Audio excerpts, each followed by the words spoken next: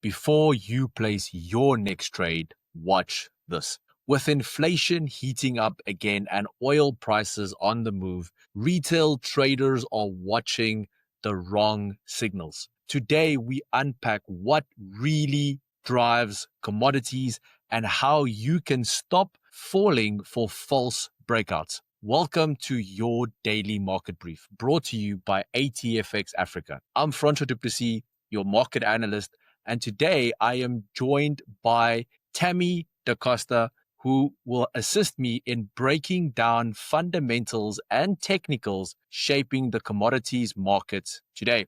Tammy, thank you so much for joining me today and welcome to the show. Thank you for having me, Francois.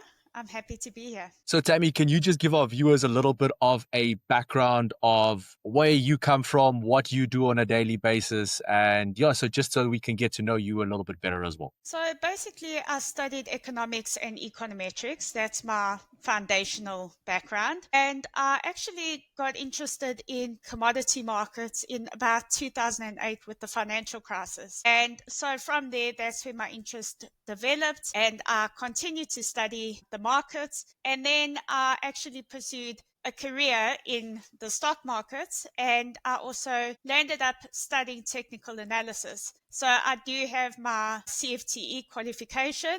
And I think with commodities, it's really interested me because it's the bedrock and the foundation of our economy and our everyday lives. So I do still write market commentary, and I've recently started performing some interviews and just diving deeper into what drives markets. Absolutely fantastic. Thank you so much for that. So, Tammy, let's start with big picture.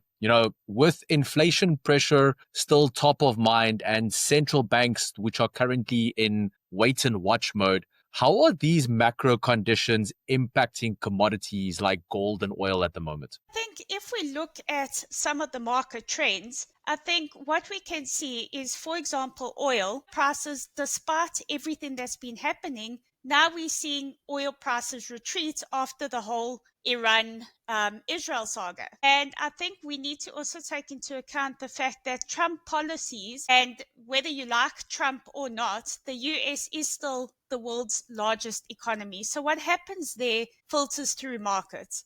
So if we do see, and we see some of his changes in policies, he's no longer one for the whole green energy initiative. And that has been weighing on oil prices. Like I said, when the Israel-Iran conflict began, we saw that oil prices ripped higher, and now they've already retraced a large portion of those moves. We also need to remember that while organizations like OPEC and OPEC Plus, they're also increasing their supply now.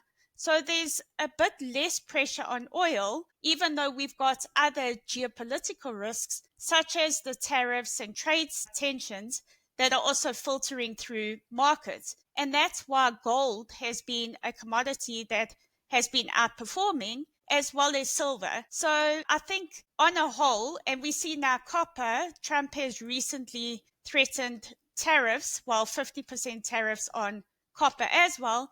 So we see copper prices also ripping higher. And we need to remember commodities are driven by supply and demand. So any concerns that threaten that balance, it does then impact prices. Zero commission on stocks? Yeah, nothing. What if you could get this value today? Turns out you can. Join ATFX now and let's get you started.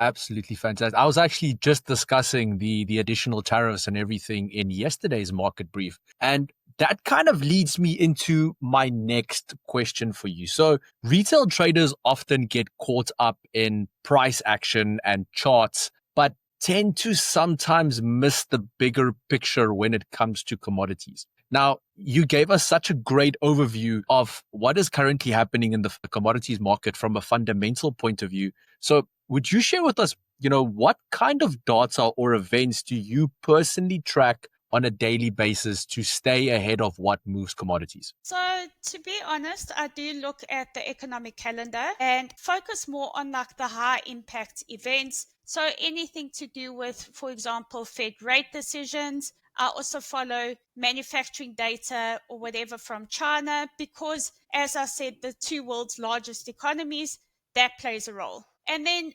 geopolitics as well. I follow the EIA report. But what I want to also stress is a lot of the times, and this is why I got into technical analysis as well, because yes, you need to be aware of those high impact events because there is a lot of volatility that tends to occur when those events arise. And we also, for example, every time there's new threats of trade wars or anything, we do see commodities and the repricing of information. But that's where I also follow the charts, and I do think that reflects a lot of the times that's where your price action comes into play, because you see, especially institutions, they react first, and that's when you see prices change. And a lot of those times, if we look back, we can then put, for example, we can tie the two together, the fundamentals and technicals. Those are some absolutely great points. But if we are talking about current markets, and if there's a trader here today who wants to spot that next near-term opportunity, what are you leaning towards the most at the moment? Do you think the best opportunity currently with market conditions the way it is precious metals, energies, agricultural commodities? What's your viewpoint on these and why? Okay, so for me, precious metals, I'm still very bullish. I think now, okay, gold has also pulled back a bit, and silver, but we need to remember that those have recently hit record highs. However, if we look at global central banks, and the World Gold Council released, and as well as the ECB, in their recent reports, we see that global central banks are adding on to positions. And since the Bretton Woods system, actually gold reserves have climbed to their highest since the gold standard was basically overtaken by the Bretton Woods system. So to me, that's still very bullish, especially as countries are also trying to steer away from the US dollar. We've got then other factors that are coming into play, like those tariffs. And as I said, we still need commodities. Whether it's rare earths, whether it's precious metals, they all serve a different purpose. But I think precious metals and rare earths, I'm definitely bullish on, and especially, as I said, like gold and silver. So you mentioned that you're bullish on gold, and personally, I love trading it myself. So, let's get a little bit deeper into that one specifically, as I know most of our traders watching here today as well, that is one of their absolute favorite instruments to trade. So if we have to talk both technical and fundamentally at the moment, so let's start technically. What specific levels are you currently looking for? And, as you are obviously bullish, I know, yes, we've seen some dips in gold currently. Are you shorting those little bit of dips, or are you more of a, buy the dip type of trader? And if so, what levels are you looking for in that front? So, okay, I'm busy looking at my gold chart now, actually. So if we look at, so I am a believer in Fibonacci levels. And this move that I've taken here is actually from 2018 to the new time, the all-time high. So this will obviously come into play after this move. But we've also got, for example, I've put the 12-week moving average here, and then the 50, although I was using the monthly chart. But we can see here that prices have been higher, so the long-term primary trend is still bullish. So it is still above the 50 period or the 50-week moving average, and it is lingering around the 12-week. But we can see that prior retests there has been quite a strong conviction from those levels. So to me, while the 3,000 psychological level has definitely also been preventing those bears from actually breaking lower, we do see the RSI momentum indicators. They were in overbought territory. They've now been pointing lower. However, they're still above the 50 neutral zone. So this to me is still a bullish signal. However, if we look then at the daily chart, We can also see how there's those zones of consolidation. Or if we just put another trend line, for example, and we try to connect some of those levels, we can see that, okay, like let's just extend here, and then there's 3 touches. This is now my next support level. So short term would be 331. But then if I was looking at, for example, forming an intraday move, I would then go into a shorter time frame, like the 4-hour time frame, and then I would look at my entry and exit points. But a break below this would then be a short-term bearish signal, and then I'd be looking, as I said, for maybe a deeper correction or deeper pullback. And then if I'm using price action, then I literally just put horizontal lines or horizontal rays, and you look at some of those bottoms. So for example, 3,250 would be my next short-term level.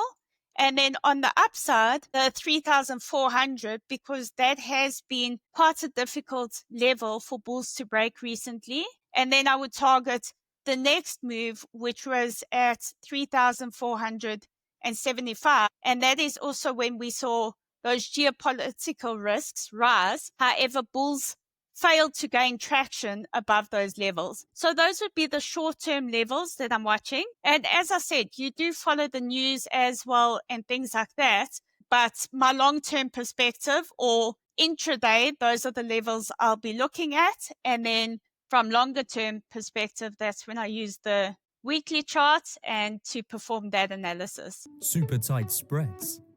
Yeah, tighter than your jeans after Christmas lunch. What if you could get this value today? Turns out you can. Join ATFX now and let's get you started.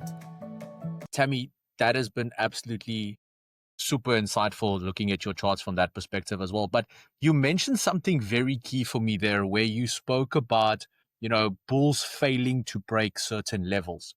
And I feel from a retail trader's perspective, there's always that massive nightmare that every retail trader has, which is false breakouts. And I mean, even on gold, we've seen so many of those false breakouts, especially in current volatile markets. So as a trader as well, what signs do you look for before taking a certain position on gold or any other commodity to avoid getting caught up in the noise and avoid getting caught up in a false break and then the market going in an opposite direction? So this is where, as I said, I like the multiple time frame analysis. So now looking at the monthly charts. So we saw this bullish move, okay, long-term uptrend, but then I also look at the wicks.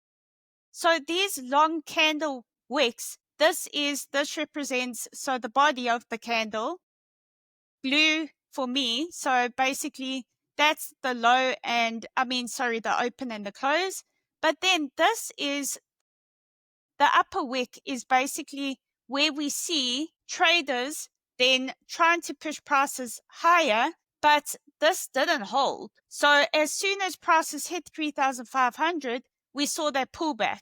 And since then, you see that the lower bodies or the bodies of the candle are very narrow. And to me, that's a warning sign. That's a clear sign of indecision in the markets. So that's why I said when I'm trading these kind of moves, I do keep my stops and my limits quite tight. And for me, like this is a huge, huge level above 3,330, I would say, to 3,350. That's been quite a significant level, especially on the short-term charts. But I always use the main charts, the monthly charts and the longer-term charts to see, especially if we have long shadows or long wicks there, similar to, for example, here, bears try to break lower, and then we see that there's quickly like a bullish retaliation. So to me, this is where wicks do actually play a role, and I think they also just psychologically, they give us a clear indication of, where there's less conviction in the markets and more indecision. And that makes these zones critically important, in my opinion. Tammy, this has been absolutely incredibly insightful. And thank you so much for your time. And I do hope to have you back on the show very soon. And viewers, if you have any additional questions that you want to ask Tammy, please drop it for us in the comments section. And then that wraps up your daily market brief, brought to you by ATFX Africa, the broker that gives you an edge in today's markets. If you want to experience the difference for yourself, simply head over to atfx.com/Africa. And then, traders, until next time, stay sharp, stay focused, and trade smart.